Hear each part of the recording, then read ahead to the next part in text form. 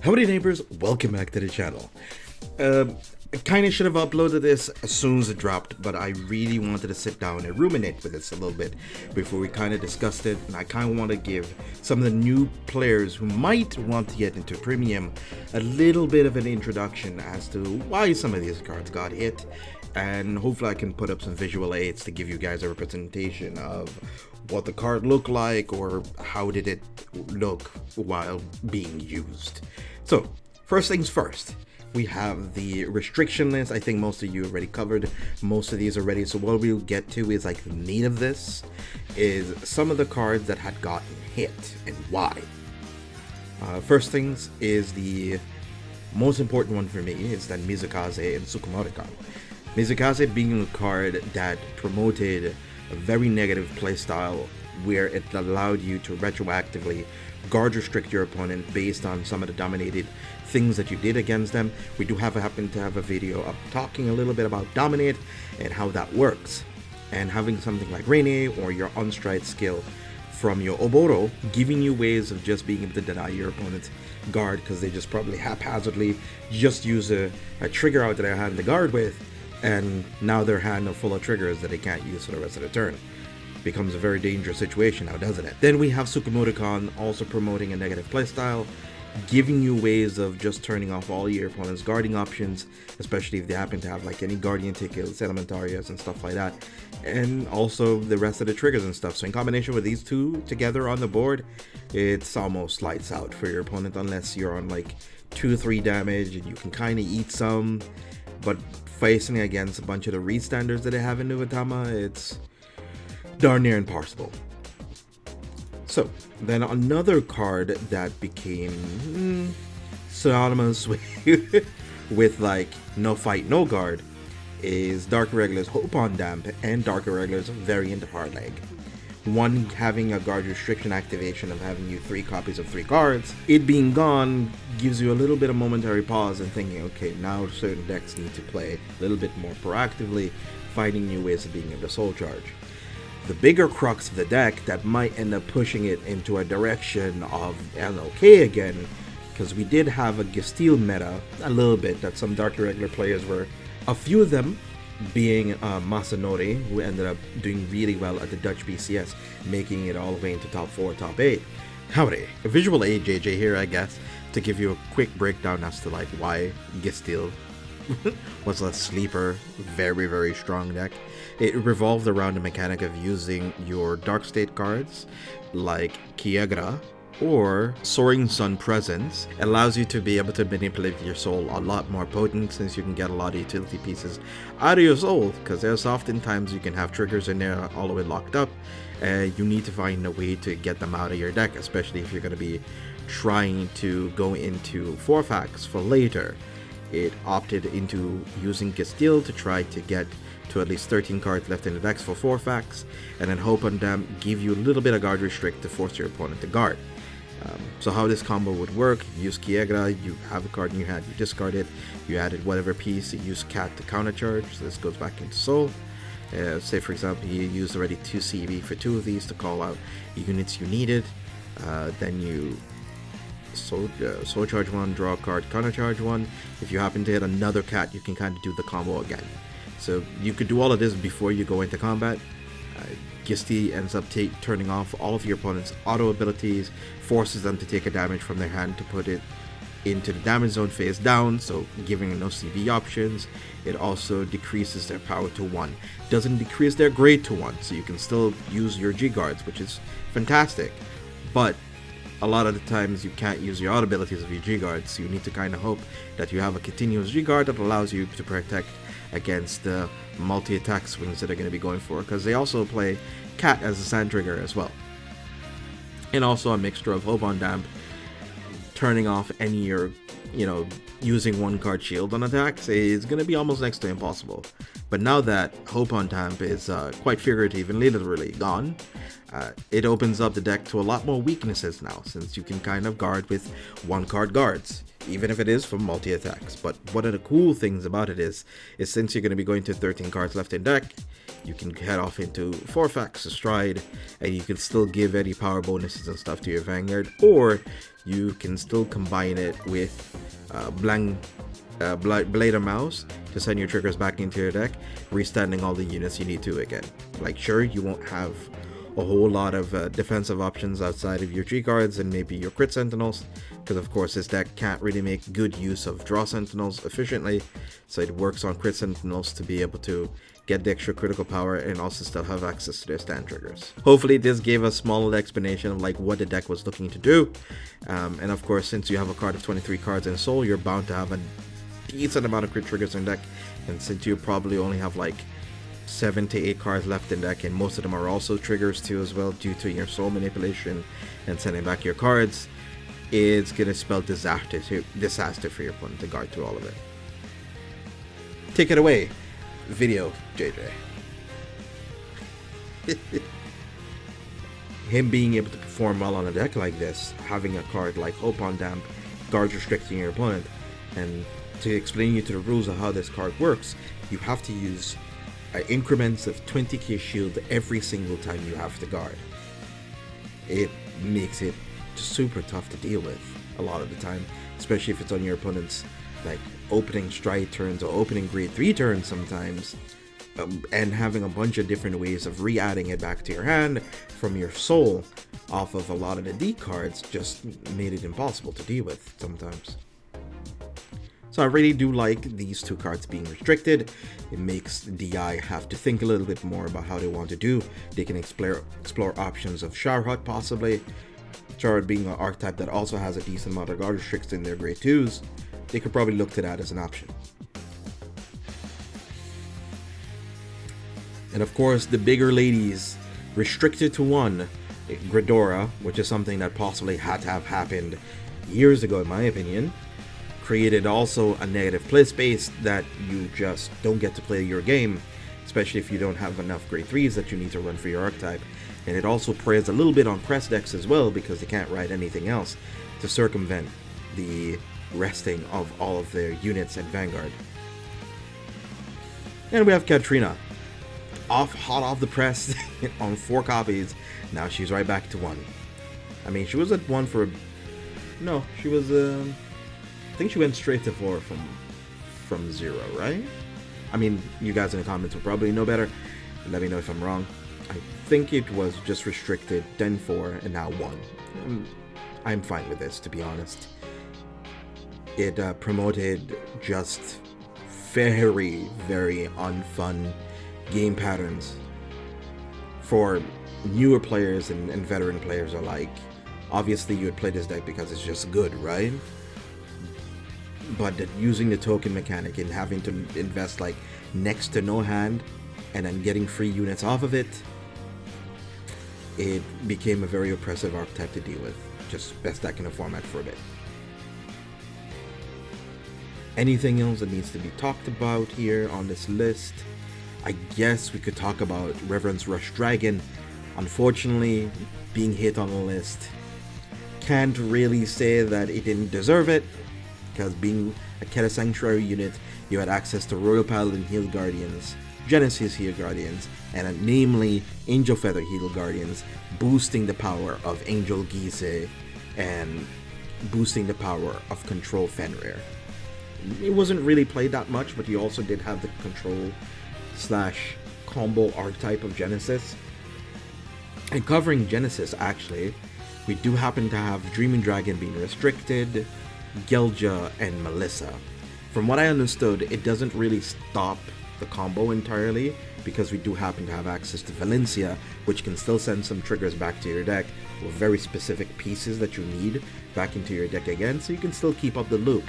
But then instead of infinite power, now you just have a wave possibly trying to filter for your OT, stacking it back to the last 4 cards in your deck, and you just drive check and just blow up your opponent possibly.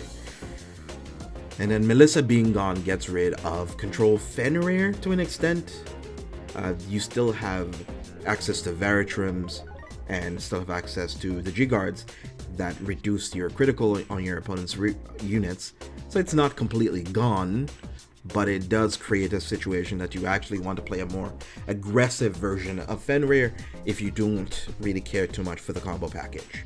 And of course, you still have Regalia as a Genesis option if you do want to play it. So I don't think, not to say that this doesn't matter. Trust me, this matters. This, I like this. I like this, but I also would have liked more. You know what I mean? But it is what it is. I think this is fine. Any other things to discuss here? I don't really think so. Not really much. Most of these are like crest stuff being hit, and those are pretty important. If you do want to take a look at the badness for yourself, I'll put it in the description below. Again, this video just talks more about like why and how, and I'll be putting up visual aids, of course. Then now Sage, our lovely lady Sage, had put up a post premium tier list discussing a little bit more in depth as to why some of this list that they had put in this description fits where they deserve to be. Obviously, this is an initial list just off the presses, I think a day or two ago. Yeah, like a day ago, literally. And some of the points we'll explore in the comment section below. So we have best deck in a format: LRA Tobro, Crest Knight Rose Highlander, and Sweep Extreme. So mostly any generic forms of Narukami, specifically Eradicator playstyles. Probably competitive for both of them, and as you can see, probably competitive for Voting Saber as well. So they believe more in the Sweep Command. Sweep Command variations do play the starter that controls their damage that they're taking, but I think a lot of them opted not to play it because they prefer the card draw off of the V starters. But I'm not sure. The damage control interaction is something we could probably explore in the channel as to how it exactly works and maybe how to counter it or how to deal with it, seeing as some of these decks are going to be very new to some of you newer players if you've just been playing into Crest decks all last season. Then we have probably competitive Voting Saber Reverse, is what we discussed earlier, Fenrir Loop, or you could also Fenrir with Regalia as well. Then we have Mythiarch Gridora. I mean, even with Gridora at 1, Mythiarch is still a very potent archetype. You just put in a little bit more Mythiarch cards and then opt into the Gridora stuff a little bit later. And sometimes you only just need the one turn to slow down your opponent with Malagnatus. So I think this is still a pretty viable option, possibly, even after the hit. Kosha Luard is with a variation of Luard and Raziel. I really like the idea of it being called this. You can also opt to play Claret Sword Raziel. I think I like that a little bit more. It makes the deck a bit more lean into things you need to play, but you do only have access to 2 force markers, whereas Kosha Luard, you kind of go the V setup to set up some markers and stuff, and then you ride into Raziel and you combo with Raziel with a bunch of force markers and stuff, but you then need to hit Raziel on time to be able to do this. Then Susuno, very consistent play pattern, trying to close out the game with Popo. Some people think Popo also should have been hit too as well. I think I think you probably need to guard a little bit more efficiently against this archetype. It's a very telegraphed experience when you play against this deck. Then we have Pure Night Rose that doesn't use the crest or anything. I guess one of the reasons why Crest Night Rose is still good is because you can play other versions of Night Rose. Because let me take a look specifically. Yeah, because it only denies OG Night Rose, so you can just play it with another version of Night Rose that doesn't get you the protect markers, and I think then you're fine. Alright. Regalia is a potent archetype. Being able to restand all of your Regalia units, getting a bunch of extra drive checks, and possibly crit your opponent out of the game because they tend to go Force 2 a lot. And Dialiner, another Force 2 archetype, bunch of power, restanding shenanigans, very, very good. And heavy guarding, especially if we're going into a slower format. I really like this. We also didn't really touch too much on Hellheart 8 Turbo. It focuses on the GB8 version of Spikes, which tends to blow you up through multiple Honolays. Then we have Big Belly. Also that, now that maybe, what, 60? No, I would say about 55% of all the better decks are now currently hit, and something nice and slow and tame like Big Belly can oftentimes be pretty explosive, because Monogarmer and Bottle Wool and all of those strides are very potent still. Then we have Chaos, the benchmarker deck. If you can beat Chaos, then your deck is probably pretty good. Then we have Ezel Loop. Ezel Loop focuses around the GB8. There's nothing to say more about it. GB8 allows you to keep on superior calling units out of your deck, and since Din Drain has an effect that allows you to send back any units you call, you just keep on getting units out of your deck over and over again. It's probably something they could look into if it's too consistent, but it is a deck that needs you to constantly hit the superior ride for it to work anyway, and you getting the GB8 fast enough in a meta like this, a lot of archetypes are going to look to try to prey on decks that are trying to farm free wins. And then we have Riviere. Oh, oh, Sage, that's such a sweet thing to say. Sadly enough, I feel like Highlander and Riviere have very divisive playstyles. Fenrir is looking to superior ride into your opponent. It's looking to be very fast and aggressive, and I think it's very poised to take the meta if it's that case. But it also suffers from an issue of losing to itself a lot, and the same thing with Highlander as well. They tend to just not want to play the game sometimes. So that's something you need to play into. Cool Magnum Loop. I guess it's with a stand trigger incorporated. I have not seen this loop ever pop off before when I've played against Tachikaze, so I might ask Charlie one of these days to give us a explanation of how the loop works. And I'd like that, you know, having friends on explaining like how their cool and interesting combo works. Give us an angle as to like, hey, is there any choke points for us to stop it, or is there is there a way for us to stop it, or is there a way for us to at least like pressure them while they're trying to farm the combo together? Sometimes there isn't. Sometimes it's just like it gets to a point in the game, if they hit the pieces, they just win. So yeah, sometimes that just happens. Then we have Angel Gize. Angel Gize, standard and true. They also have the new V grade 1 that we have right now, the 5k grade 1. Most archetypes have it right now, so you have access to multiple ways of G-guarding, hitting yourself some damage, and you also can give Gize power off of it, making it a 35k unit, which becomes super difficult. And we have Musketeers. Now that Katrina has been hit super hard, Musketeers is poised to end up taking its place. It's a very strong archetype, multiple Vanguard swings, you have access to Rotting Usurp Dragon, so many ways of being able to pressure your opponent, multiple Vanguard and Rearguard swings. Can Spike wins, but I don't know if it goes all the way. Freeze Ray Control, Shiranui, Victor, Harry, Stage Harry. Shirayuki, the Lethal Messiah. The Lethal Messiah, I think, is a very spooky archetype, so don't sleep on it. Revengers, same deal. Jewel Knight, I'm not sure how Jewel Knight is poised in this meta. A lot of decks are now going to be gravitating towards playing Honolese, and decks that are still kind of strong-ish that played the crest mechanic can now ease themselves off of it and just play a bunch more utility grade ones and not fill up their deck with vanillas. Honolese is going to probably make a big resurgence. Gasti losing Hope on Dump and Hardleg. I don't think they ever really used Hardleg, but Hope on Dump for sure they did. Makes it a bit of a weaker deck now.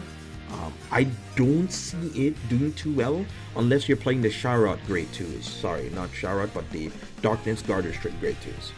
Then possibly, I could see it happening. Then we have pure Chrono Jet, because even with the history stuff, you can still run OG Chrono Jet with the V Chrono Jet stuff, and then you can still play V Chrono Jet himself, giving you extra force markers after getting the 2 that you had. And it also still plays a good timely package. I don't think that this is a issue of not playing. I think this makes it a cool archetype to see going forward. I want to see how the deck evolves and if people innovate while losing their crest pieces. Then we have Steam Maidens. I don't know if Steam Maidens is that much better since a lot of their stuff got hit to 1. I could still see it. Lishma, Shlishma and stuff is a good stuff that I think this could work too. Then we have Razia Claret Sword. Also something that we discussed a little bit earlier, being able to send a bunch of your triggers back into your deck whenever you need to. You get 2 force markers. It sort of like changes your attack steps. It does give you access to a lot more multi-attacks, and you have access to Chain Ranker Dragon. Go for it. Then we have Battle Sister. I did not expect to see Battle Sister here, but I'm here for it. Having access to Stalin, having access to Tsukuyomi gives you extra layers of being able to punish your opponent. And the grade 2s also have a bit of Guard Restrict, and you have a bit of Counter Charge. Playing into slower R-types that have been hit a little bit more. I think the only thing you need to be worried about is like Vanguard centric Restand decks. But you do happen to have you do happen to have Ichikishima. I literally said the card a second ago. And now you have access to Ichikishima still. You know, I feel like it's a good archetype. Then we have Gurgwit. Depends whether or not you're playing standard Gurgwit or you're playing Zerath Dragon Gurgwit. Zerath Dragon Gurgwit allows you to close out a game a little bit faster because you do have Percival to give you access to Axel markers that the V Gurgwit needs, but you also run the OG Gurgwit on-stride History Strike Gurgwit so that it allows you to keep on farming units out of your deck and filtering. So I think this is alright. Then we have NLK Baramagnus, NLK Turbo. They put it as, are you sure about this? Meaning that you can bring it to an event, but it's going to be difficult to play. Then we have Alden June Knights, Brig Force. Oh, it's a Aqua Force variation that focuses on using the grade 1 Brig to call itself from the bind zone as gardening option. We have D'Artagnan Loop. No, it's not a loop anymore. They got rid of it. But D'Artagnan allowing you to guard from Out of Soul with extra shield power could work, maybe. But if you break once, or if you don't hit anything that you need on time while you're getting pressured by an aggressive opponent, it makes it tough. Because a lot of the meta is slower now. Granted, it's slower. But if you're playing into a very aggressive opponent with a very aggressive playstyle, or that a deck that is slower notices what you're doing, they can possibly just slam units on a board and just start swinging into you. Then we have Crest Nui. So the thing is, of this hit list here, is the fact that it only hits Oboro. So you can always play like the secondary grade 3 forms of the units, so you don't have access to the History Stride. So you technically just lose the markers. Becomes tough. You do have Zanki, which is another form of the domination engine, but it's a bit weaker because you really need protect markers and ways of having PGs in your hand off of Nui. And then there's Crest Jet, Crest Noir, Beatrice Control, and French Katrina. French Katrina, I love the fact that they gave it its own name. It's coined by one of the prominent Katrina players in the French scene who's been using a variation that plays 2 copies of the Progenitor Dragon, 3 of the Bloom PGs or a bit more, and then they also play like 3 Hornlys, playing into like a bunch of the aggro matchups. I don't know if anybody's going to be running 3 Hornlys anymore, but I feel like at least running 2 Hornlys now could be a bit of a standard, because a lot of the decks that are feeling like, okay, the meta's a lot slower now, I can just bring my aggro deck. Yeah, Hornlys is going to hose you down a little bit. Alright. And then we go into the comment section here, seeing if anything falls in line with our description with Sages. The reason why a couple of videos that we constantly come back to Sage and stuff, because Sage is a very good player within the scene, and they I think they play a breath more premium matches than we do. They play almost all of the tournaments and are making top 16, top 8s. Very easy for them to do so, especially when they're playing a good archetype and also being a good player comparison as well. Best decks, Hellheart 8 was performing, even though the insane aggro of the previous Crest format, and now things have slowed down. The turn kill is basically unsurvivable except OT, and they can draw enough and sit under Honolulu and get there super consistently. That's true. They only need to deal you like 1 or 2 damage a turn if they want to try to get you to like 3 damage, possibly with Rising of V, since you get 2 markers from it. I think both Crest and Crestless Night Rose have their advantages in the format. Crestless build is much better at going first because it access to History Stride. It also means that their Obadiahs are smoother. However, I believe the much higher kill ceiling offered by the Crest build makes it much better position in a format where we have to play aggressive into a prominent matchup, Hellheart 8. Crest build is also less affected by the loss of the deck's defensive tools since it can kill before the lack of said tools would matter. Tools being... Here we go. Beatrice and Negro Lily. You can't play these together anymore. You have to choose one or the other, and most people are probably going to opt for Beatrice since they have a lot of G guards anyway. That allows you to guard from your drop zone. Lily was a good defensive tool because you can retire Beatrice on your opponent's turn off of Lily to call her back, or retire another unit to call her back, so that you can use a Soul Blast skill to call a Cannoneer to retire a unit. Sort of like a Denal Griffin play. But since that is no longer a viable option anymore, you're gonna have to choose which one you prefer. Technically, you could do the same thing with Negralazy, but then it costs you an extra CB. That would be G Negralazy, of course. The other 2 decks that I think are best decks are Highlander and Sweep Command. Both of these decks fill a similar role as aggro decks that are not able to break through due to the decreased defense of the format. I'm currently rating Highlander higher because it relies less on an early game variance. I don't know, like, the variance for me is like being able to hit your grade 3 right target you need, and being able to hope that your grade 4s are in your deck. I can see what she's saying, but it's so difficult sometimes to get there. Because I've been playing Highlander a little bit for the season, into events and also into friends of mine who play like very aggressive decks, and I just feel it's just so tough. It makes the bad hands worse, and even if you do have good hands and you do end up winning, it feels very unrewarding because you feel like you sacked them. Maybe that's just me. Maybe it's my mindset. Now it has to hit the Superior Ride. Oh yes, and Sweep Command also has access to a Superior Ride. I forgot that top part too in his games, but I could see the position of these 2 changing. As can be inferred, I prefer playing Sweep Command with the Descendant Superior Ride package because it allows you to destroy slower decks early, probably competitive. Veersar is still a good deck, and we saw it played access to the end of his BCS season, the ability to play Demolition Dragon. Voring Sword, reverse, yeah. Allows you to have very snowball early game, and it can allow you can also stop Hellheart 8 turn if they don't see ladder, which is, I wouldn't say impossible, but they have a lot of grade 3 surgers, brother. Like, just very difficult not to see a potential Hellheart. Fenrir OTK didn't die this ban list. The Galga hit lowers the deck's consistency, but it mainly prevents them from doing the infinite power loop.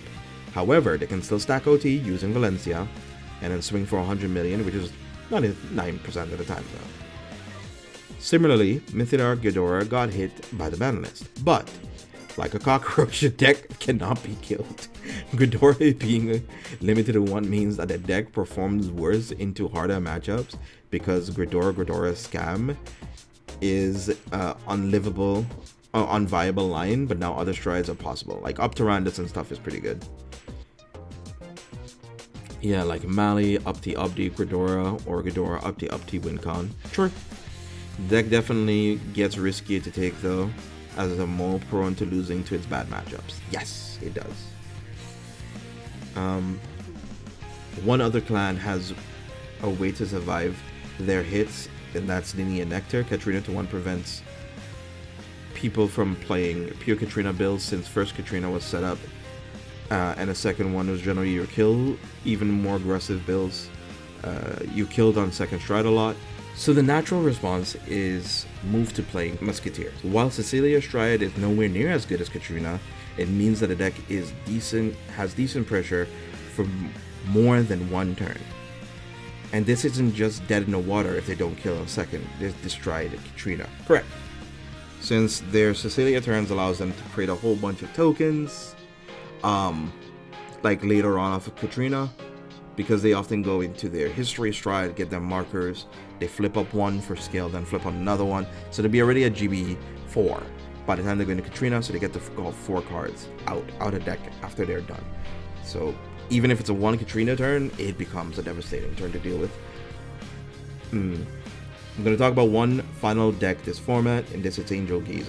While the deck got off consistently and lightly on the ban list, only losing Reverence Rush, the matchups for the deck at the top don't look good for it. Spike Brothers and Crest Grand Blue are definitely tough for the deck to beat.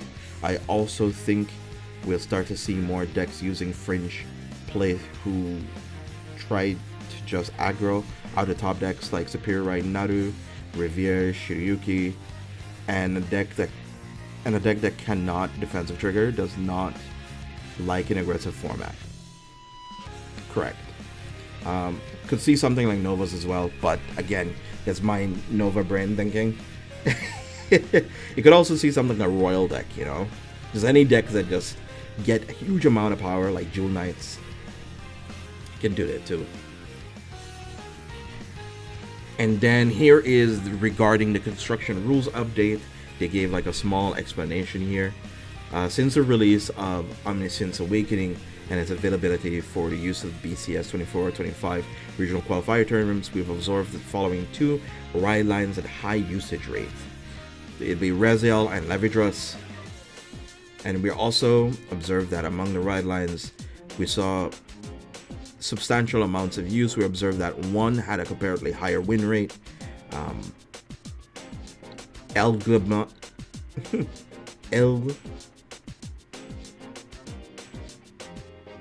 Eldeglima. There we go. I don't know when we were turned off on it. With that in mind, our considerations for the above ride lines as follows. While it was the most used ride line during this period, it did not particularly have a high win rate. Thus, we will not be implementing card restriction at this point, but we will continue to monitor its performance alongside upcoming releases. Let's see, then there's also Levidrus. It was the second most used ride line during this period. It also has a considerable win rate. However, and in consideration for upcoming releases, we will not be implementing card restriction at this point, but we will continue to monitor its performance. So this is in response to the JP list. So it's more than likely, since for us in English, it's just recently came out, we're gonna have to stew in it for a bit. And we had already gotten confirmation from Bushiroad that we'll be getting another update around July. So we gotta hold out for a bit, because we also still got BCS season coming up, still got Worlds coming up, and we'll have the new season coming up too. So we'll probably get the list possibly down in the down season, in between season. And that's what we have to contend with. And here we go with Eldeglima. While it has been substantial usage during this period, its usage rate is still relatively low overall. Because not a lot of people like playing the deck or playing with it or playing against it, right? Thus, we will not be implementing card restrictions at this point, but we will continue to monitor its performance. V format. There's no major tournaments, so no need to update anything. And then for premium format, they did all of the shooting. all of the shooting, all of it. And then another cool confirmation is during May, is that we get an English conference, spring conference. I am very excited for this because it could possibly mean that we might get some premium support. That would be fantastic, even if it's one wave of support, or if they announce that, hey, we're going to be upping the premium support per year. We used to do it once a year, then we stopped. We're going to be upping it again, because we started to incorporate some of the premium cards for D, which saved us some design space. But now they probably noticed, after this hit, it's not going to be enough. A lot of these decks that lived, breathed, and survived specifically on the G units or G support that we have gotten from Bushiroad for the last 4 years that got dropped to the wayside, we're gonna need it back again. Gotta run that. I needs that. I wants that. So I'm happy. I'm really, really happy. This form of communication is fantastic. It's Cardfight, Vanguard, White Shorts, and Shadowverse Evolve. Meaning, we're also going to take a look at maybe some collaboration stuff with Shadowverse and Weiss. Maybe some new anime series that are coming out. Probably going to talk more about more Weiss stuff than we are going to do Vanguard or Shadowverse. But I'm positive for it. Either way. And it's going to be during Worlds. So, I'm excited. So be awesome, stay awesome, have a wonderful day. Thank you for tuning in and stopping on by. This has been JJ. If you like our content, be sure to like, share, comment, and subscribe. Till next time.